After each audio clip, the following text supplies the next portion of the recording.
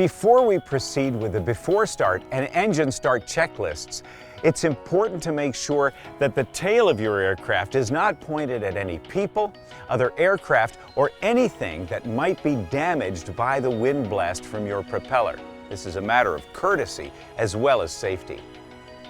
Following the checklist, we want to first make sure the parking brake is set. Also, be ready to use the foot pedal brakes should the parking brake not hold. This is done to keep the aircraft from moving once the engine starts. Be sure the seats are adjusted and the seat belts adjusted and buckled. And once you've gotten your certificate, you'll need to brief your passengers. The fuel selector valve should be on both, and the fuel shutoff valve pushed all the way in, which is the on position. Check the circuit breakers are in and the avionics master switch is off. During the engine start, the electrical system is subjected to some rather unusual currents. Plus, you'll want all the available power for starting the engine. Since your attention has been focused inside the cockpit, give a look outside for people who may have wandered near the airplane. Open the throttle about 1/4 of an inch. This allows fuel to enter the engine and keeps the engine at a low speed when it starts, lessening wear.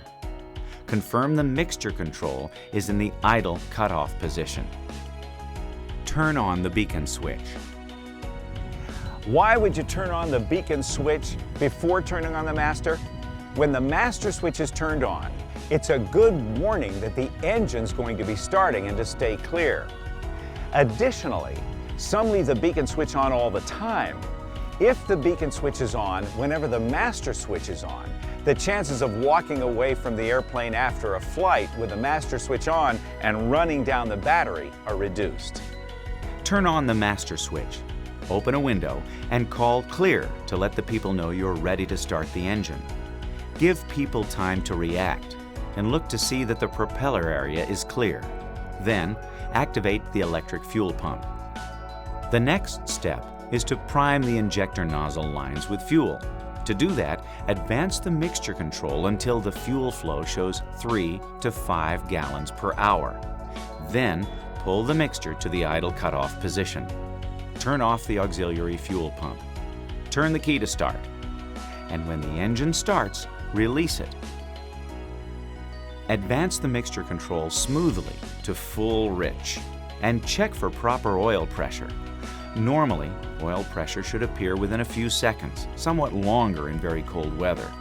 If oil pressure is not in the green arc within 30 seconds, shut the engine off and consult an aircraft mechanic. Once the engine is running, turn on the avionics master, raise the flaps, and activate any additional necessary lighting. This is the procedure for a normal cold start of our Cessna 172. Variations for either warm or flooded engines are spelled out in the handbook.